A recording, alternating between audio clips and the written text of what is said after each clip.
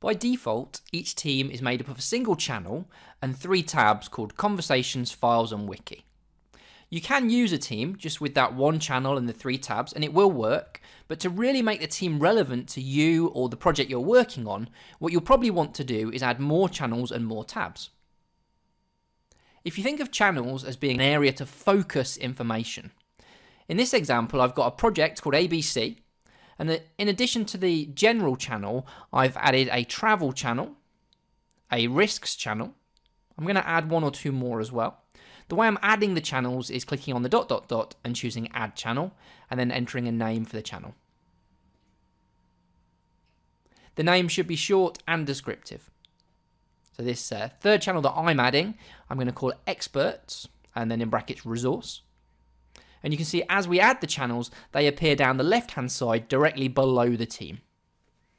What I can also do is choose to click on those channels and click the little star to the right-hand side.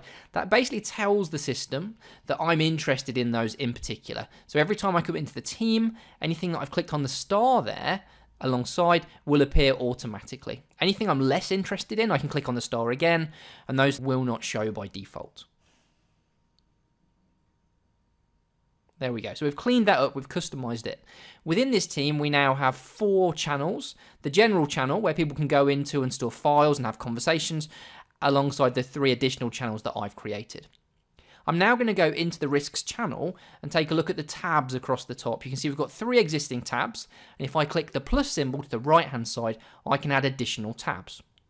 Tabs can do a variety of things, including displaying things like business documents, Word, Excel, PowerPoint and PDF.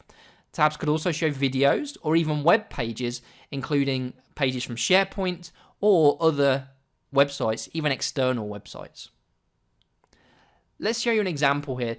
Let's say this particular spreadsheet that I'm uploading is really used very, very often, several times a day by everyone that's involved in this particular project. What I could do is upload the spreadsheet into the Files tab, then go ahead and click the plus button to add a brand new tab, click on Excel to tell the system that I want to show an Excel spreadsheet as a tab, select the spreadsheet that I've uploaded already, and then type in a name that will appear at the top of the tab.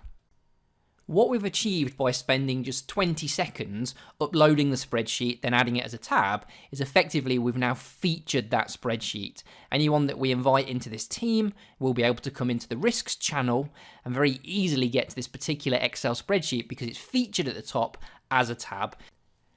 In this particular spreadsheet, we have some numbers, some grand totals, and some charts, but none of that's really important. All that's going to happen is when we add something as a tab, it's going to show as though we'd opened it in the program itself. So if it were a PDF, we'll see the whole PDF.